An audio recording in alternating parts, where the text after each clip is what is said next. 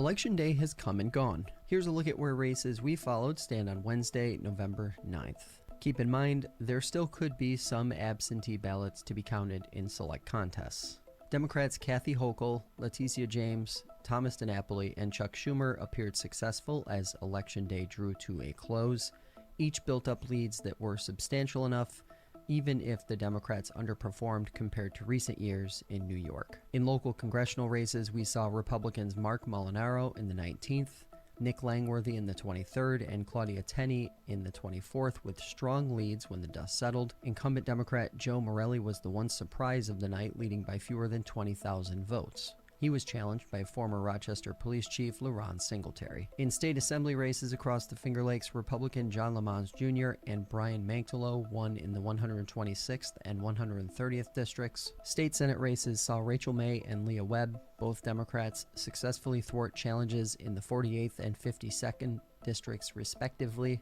In the 54th district, incumbent Republican Pam Helming thrashed Democrat Keenan Baldridge. In Ontario County, Republican David Serencione was elected sheriff. He defeated Democrat Stephen Slavny by a wide margin.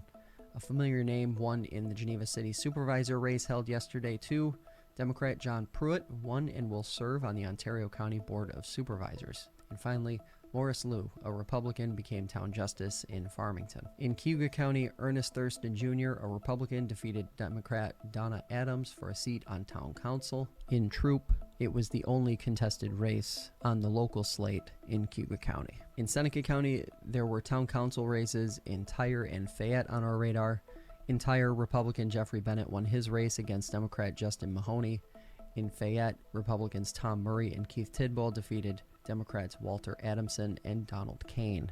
Down in Tompkins County, acting mayor Laura Lewis, a Democrat, can have the acting portion of her title scratched. She won convincingly in the city of Ithaca. And finally, a look at Wayne County, where we saw several extremely close races. The mayoral contest in the village of Newark saw Republican Jonathan Taylor and conservative David Chrysler separated by less than 30 votes. Taylor, who has been mayor for 8 years, had a lead when the dust settled on Election Day. The same was said for Stuart Blodgett and Bob Bendix, both Republicans, who appeared to successfully win seats on village board. For more results and more information on these stories, visit fingerlakes1.com or download the fingerlakes1.com app for Android or iOS. Oh, a lot of interesting races. So Josh, what is your takeaway? I think my biggest takeaway is that turnout, it was better than we originally expected. Sure. It seemed that most communities, most counties outpaced what a lot of the prognostication coming in was. Democrats may have an issue across the state in the post-Cuomo world with just the branding and the messaging around what they're doing and how progressive or how in the middle the party is going to be moving forward. The statewide races, while they looked like they were going to be pretty convincing wins for Democrats early in the night, as the night progressed, they really tightened up. Another thing too, polling accurately in the lead up to these, in a lot of cases, just wasn't right, wasn't good.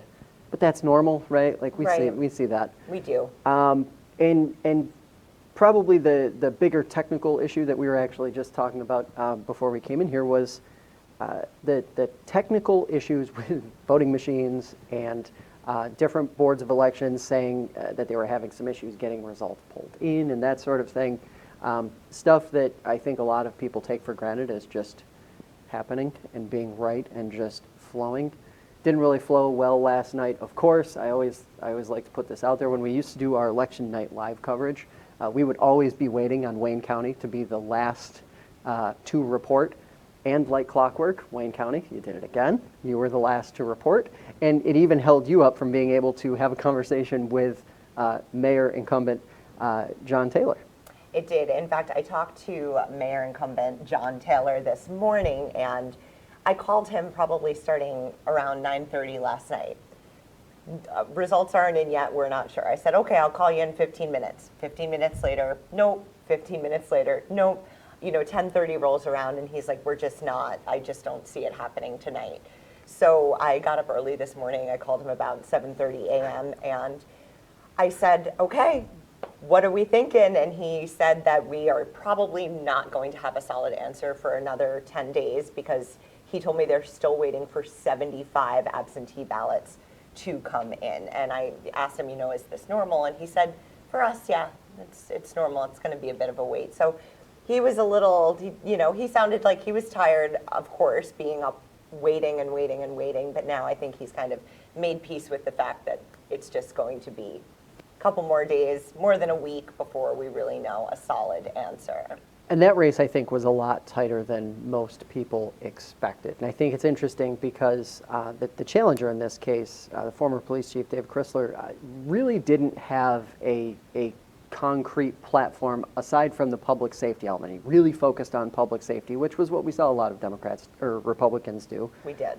But he was running on the conservative line, Jonathan Taylor running on the Republican line, so you didn't really have that Democratic influence in the race. It was just a very interesting one, and one obviously that now we're going to have to wait 7 to probably 10-ish days to get a good answer on.